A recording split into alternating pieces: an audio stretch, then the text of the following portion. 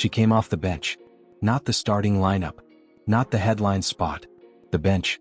And in 19 minutes of competitive basketball, her first in 239 days, Caitlin Clark personally generated 38 points for Team USA. Senegal's entire team scored 46. Let that settle for exactly 1 second. One player. 19 minutes. Coming off the bench.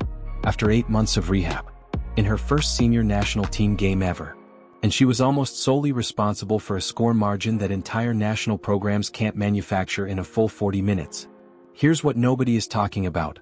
Those 38 points she generated weren't just from her own shot chart. 12 of them came from assists alone. 12 different occasions where Clark moved the ball so perfectly that her teammates had nothing left to do but catch and convert. And she did all of it while shooting 4 of 5 from three-point range, converting all 5 of her free throw attempts, and setting up 7 different teammates. 7 different players off the bench. First game back. 8 months gone. And she touched the second most assists in the entire recorded history of this tournament, in 19 minutes. This is what a return from injury looks like when you're Caitlin Clark. Not a cautious re-entry. Not a minutes restriction that tells the story of a player unsure of herself. A controlled, efficient, historically significant explosion that reminded the basketball world exactly what it had been missing since July 15, 2025. Stay right here because we are going to break down every number, every record, every single reason why this performance is more extraordinary than the headline makes it sound, and the headline already sounds ridiculous. July 15, 2025. That is the last day Caitlin Clark played competitive basketball before this game. She strained her groin against the Las Vegas Aces in a game the Indiana Fever desperately needed. What came next was a chain of setbacks. First the groin, then a bone bruise, then the slow, painstaking reality that her sophomore WNBA season was finished. She played 13 games in 2025. 13. For reference, her rookie year she averaged 19.2 points and a league-high 8.4 assists across a full season. In 2025, she didn't even get a third of the schedule. She missed All-Star Weekend in Indianapolis, her own city. She missed the Fever's playoff run. She watched from the sideline as a sport that she had fundamentally reshaped kept moving without her. Meanwhile, FIBA and broadcast partner TNT Sports were building an entire tournament promotional campaign around her face. Every marketing poster, every broadcast tease, every social media push for the 2026 qualifying tournament in San Juan, Puerto Rico featured number 22. That is a specific kind of pressure that very few athletes ever experience. Being the face of an event you haven't confirmed you can physically participate in yet. She arrived in Puerto Rico healthy, determined, and carrying 8 months of quiet work that nobody got to witness. The question everyone had going into March 11, 2026, wasn't whether Caitlin Clark was talented. Nobody on the planet doubted the talent. The question was whether the body had come back, and whether the mind had processed 8 months of watching from a chair. Clark answered both questions before the opening tip-off, not with performance, with language. "My body's been feeling really good," she told NBC Sports in Puerto Rico before the game.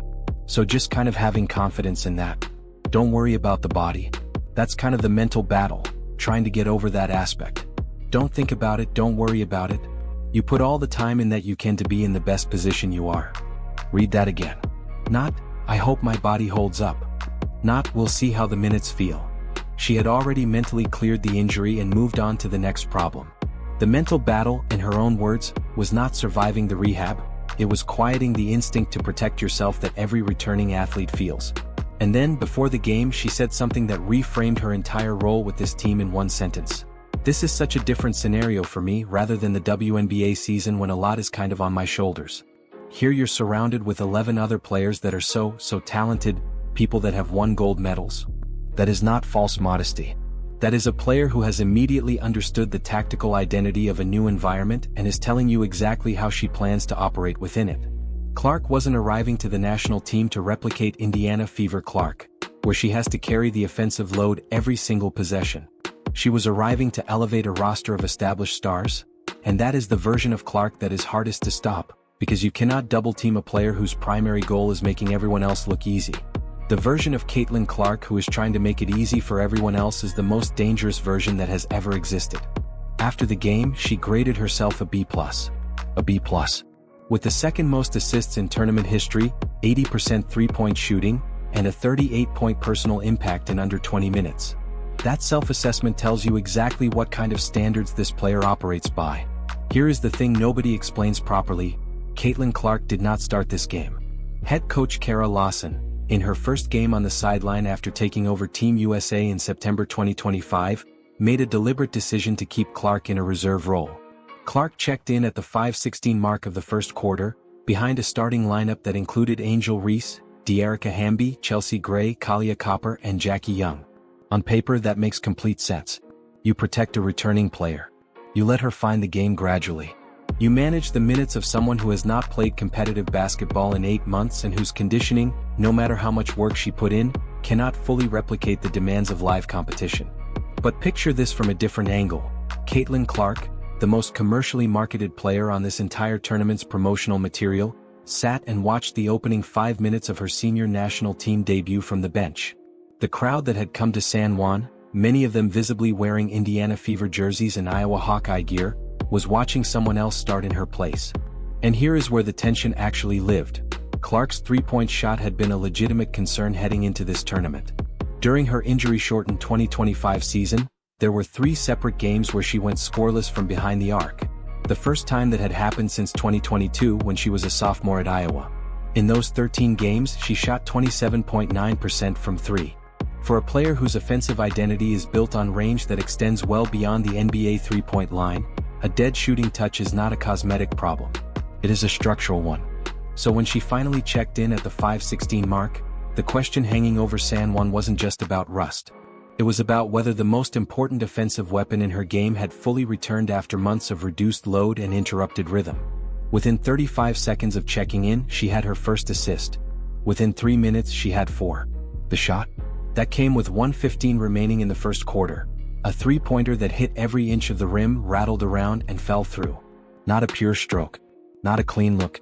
The basketball equivalent of a player negotiating with a game they haven't played in 239 days. And then, once that first one fell, the next 4 barely touched the net. Let's walk through this game in real time, because the stat line doesn't fully communicate what was actually happening on the floor. Clark checks in. First possession. She runs a pick and roll with Monique Billings, a veteran big who made her own senior national team debut in this same game, and delivers a pocket pass so precise that Billings catches it with both hands already going toward the rim. Assist number 1. 35 seconds in. Clark with the immediate impact. She doesn't need warm-up time. She's already reading this defense like she invented it. Within 3 minutes of her first check-in, she has 4 assists. 4 different players, for different reads, for different situations where Clark was processing the defense faster than the defense was processing her. By halftime, with 10 minutes and 22 seconds of actual playing time, she had 8 points and 8 assists. Think about what that means structurally. A double-double is 10 points and 10 rebounds, or 10 assists and 10 points. She was already brushing against it at halftime in her first game back, off the bench in her national team debut. Clark back in for the second half, and she is running this offense at a pace that Senegal simply cannot compute. Every time they load up to stop the drive, she's already found someone else. The assists were not manufactured. That is the part that matters. Clark set up 7 distinct players across 19 minutes. Monique Billings 4 times, Ryan Howard 3 times, and then individual connections to Kelsey Plum, Kiki Iriafin, Paige Buchers, Angel Reese, and Kalia Copper. That is a complete map of the roster. Every time Senegal made a defensive adjustment, Clark found whoever that adjustment had left open. She was not running plays. She was reading a defense in real time and punishing every single decision it made. Here is the so what on those 7 different recipients. It means no single teammate could be taken out of the game plan to neutralize Clark's passing. You can't double one player and solve the problem. You can't shade help toward one wing. If you collapse on Billings, Clark hits Howard. If you overhelp on Howard, Plum is open on the weak side. If you try to take away the three-point shooters, she drives, creates contact, and gets to the line, where she went 5 for 5. And Clark again with the skip pass, this time finding Iriafin in the corner. She is threading every needle available to her right now. Her three-point shooting was 4 of 5 across the night. The makes came off the catch, off the dribble, off the screen, off the handoff, every mechanism. She wasn't finding one comfortable situation and camping there. She was scoring from every release point her offense generates. That 80% mark from deep in a game where her legs were still recalibrating after 239 days away is not a stat you can explain by saying she got easy looks. There are no easy looks when you're shooting 4 of 5. The teammate elevation angle is where this performance most separates itself from what anyone was expecting. Ryan Howard led the team in scoring with 21 points, and 3 of those made shots came directly from Clark's vision. Howard shot 6-for-8 from the field. Paige Bueckers scored 9 in 14 minutes, with one of her assists coming from Clark. Angel Reese, starting in the front court, finished with 6 points and 8 rebounds and had one of those connections from Clark on the offensive end. Even Kalia Copper, the most experienced Olympic gold medalist on the roster, benefited from Clark's playmaking. This is what a true point guard does. Not just score. Not just pass.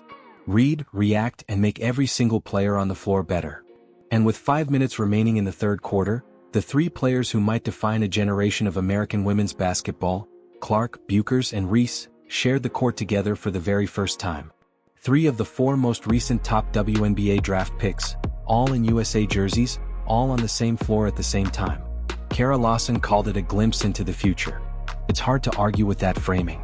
Final stat line off the bench: first competitive game in 239 days, senior national team debut, 17 points, 12 assists, 4 of 5 from 3, 5 of 5 from the free throw line, 2 turnovers, 1 rebound, 7 different players assisted, 38 total points personally generated, 19 minutes of action. Team USA won 110-46. Now let's talk about what those numbers actually mean historically, because this is where the story goes from impressive to genuinely astonishing. Record 1, second most assists in FIBA Women's World Cup qualifying history, 12 assists in a single game. In the FIBA Women's World Cup qualifying tournament, the only player in the history of this competition to hand out more assists in a single game is Siyu Wang of China. 1 player in the entire recorded history of this tournament. That is the company Caitlin Clark walked into on night 1 of her very first appearance at this level. Here is why that matters beyond the raw number. These qualifying tournaments have been running for decades, featuring the best guards in international women's basketball across multiple generations. Point guards who built their entire careers around international play, who logged hundreds of games at this level, who had every possible advantage of familiarity with the international game. None of them reached 12 assists in a single qualifying game. Clark did it the first time she stepped on the floor in a USA senior jersey, after 8 months away from competition, coming off the bench. What makes it even harder to process: she did it in 19 minutes. Not 30 minutes. Not 40 minutes. 19. On pace for 25 assists per 40 minutes, Clark would have shattered the all-time record by a margin that would have required a separate article to explain. Record 2. The double-double in under 20 minutes off the bench. A double-double off the bench in a senior national team debut, in under 20 minutes of playing time, coming back from an 8-month injury absence. Pull any one of those qualifiers out and it's still a remarkable achievement. Stack all 5 on top of each other and you have something that essentially never happens at this level. The historical rarity here is structural. Bench players don't see enough touches in abbreviated minutes to reach double digits in any secondary category.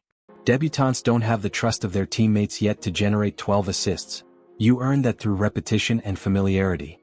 And returning players are managed carefully, kept in low-pressure situations to rebuild confidence. Clark broke all 3 conventions simultaneously. Record 38 points generated in 19 minutes against an opponent who scored 46. This one requires you to stop and do the arithmetic. Senegal, a full team of international players, scored 46 points in an entire game.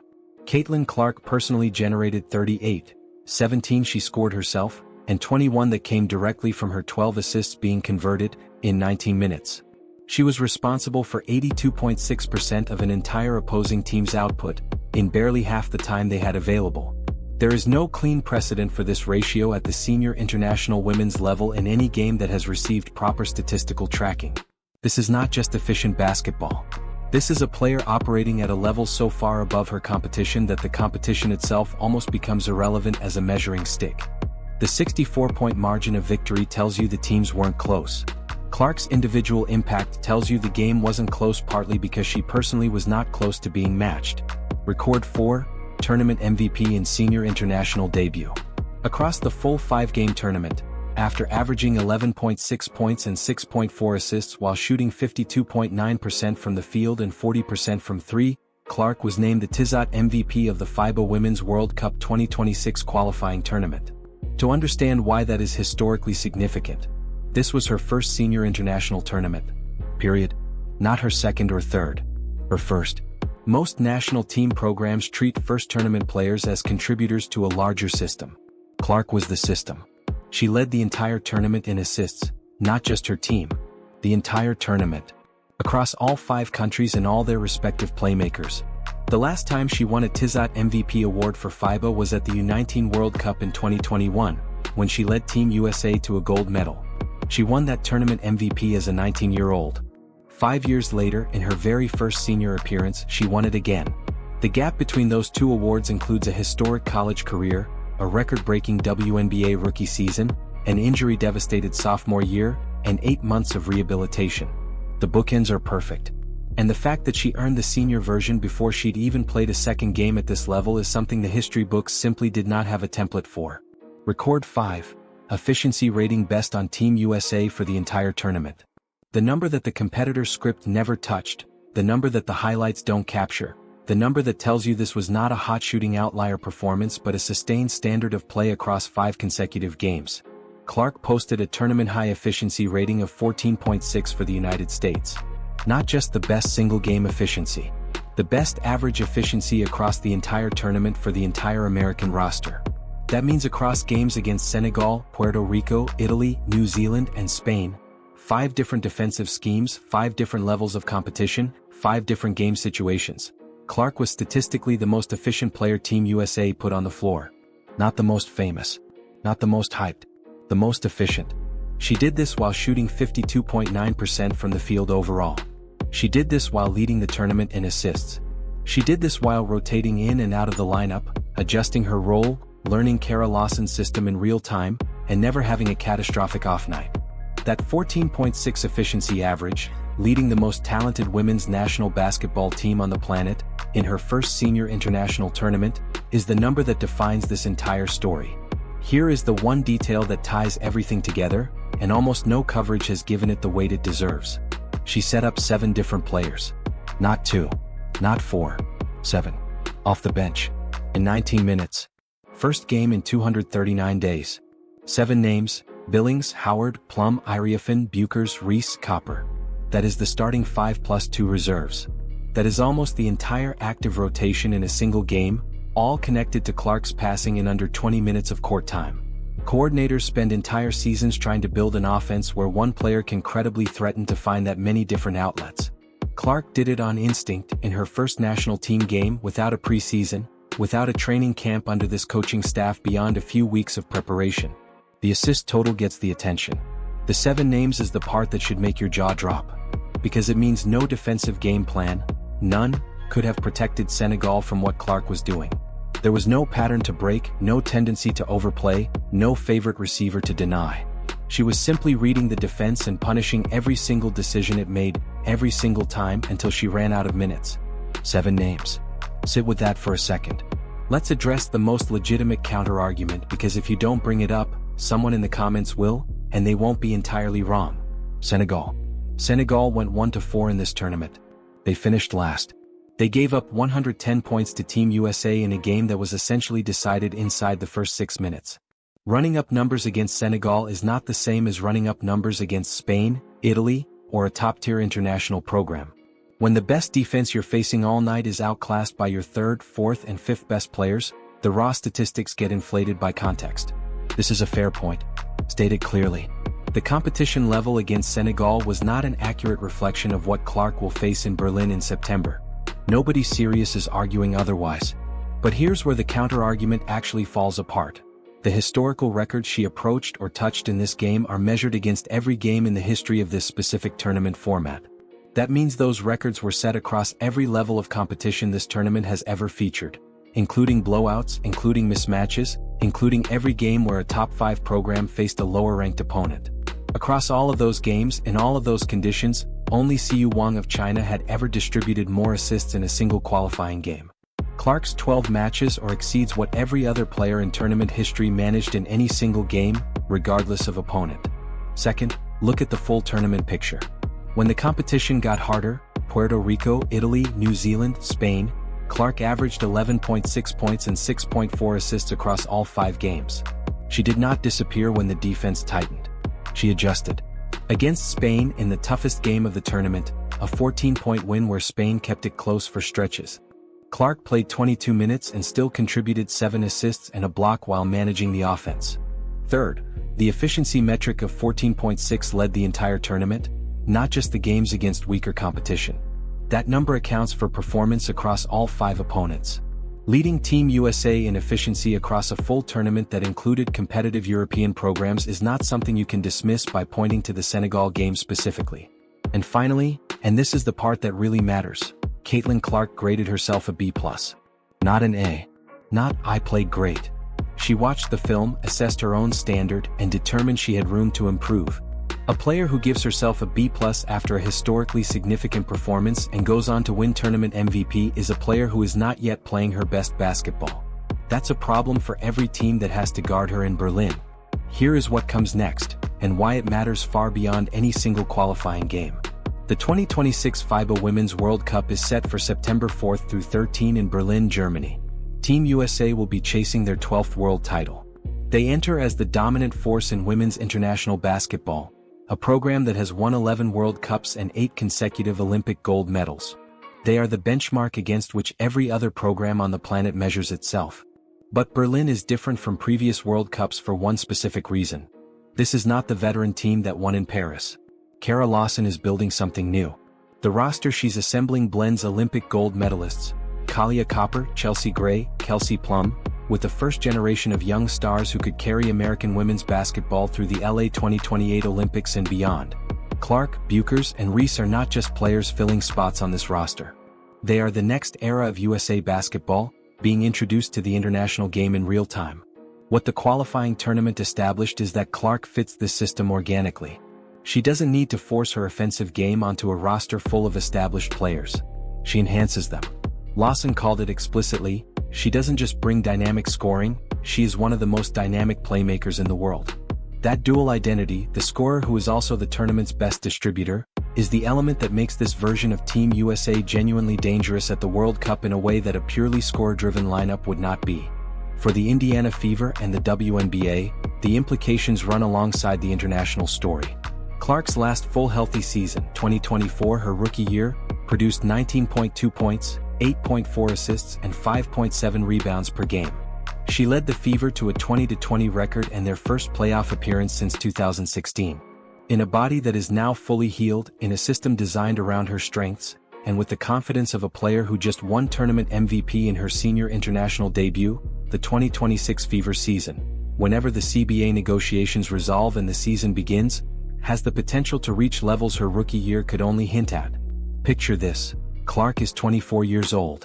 She won a FIBA MVP at 19. She broke the WNBA single-season assists record as a rookie. She came back from an 8-month injury and promptly led a 5-game international tournament in efficiency while touching the second-highest assist game in qualifying tournament history in her debut. The arc of this career this early is pointing in one direction. The World Cup in Berlin is not a cherry on top of what happened in Puerto Rico. Puerto Rico was the proof of concept. Berlin is where it becomes legacy. And for the first time since July 15, 2025, there is no medical asterisk next to what Caitlin Clark is capable of doing. Come back to where we started. She came off the bench. In 19 minutes of competitive basketball, her first in 239 days, Caitlin Clark personally generated 38 points for Team USA while Senegal scored 46 as a team. She set up 7 different players. She recorded the second most assists in a single FIBA Women's World Cup qualifying game in the history of the tournament. She won tournament MVP across 5 games and led the entire roster in efficiency. And she graded herself a B+. That is not a comeback story. That is a statement. Comeback implies you were gone. Clark was never gone. She was rebuilding, and the version that showed up in San Juan had clearly resolved every question her 2025 season had left open. The legs are back. The shot is back. The vision was never actually missing because vision isn't physical. And the competitive standard she holds herself to, a B+ for the second most assists in tournament history, that has apparently only gotten sharper in 8 months of watching from the sideline. Berlin is in September. The 2026 WNBA season is on the horizon. And the player wearing number 12, Diana Taurasi's number from 6 consecutive Olympics, just served notice on the international stage that the wait is over. If you want to be here when what comes next lands, subscribe right now. Because what Clark does in Berlin, healthy and with a full preseason behind her, is going to need its own video. Probably more than one. Don't miss it.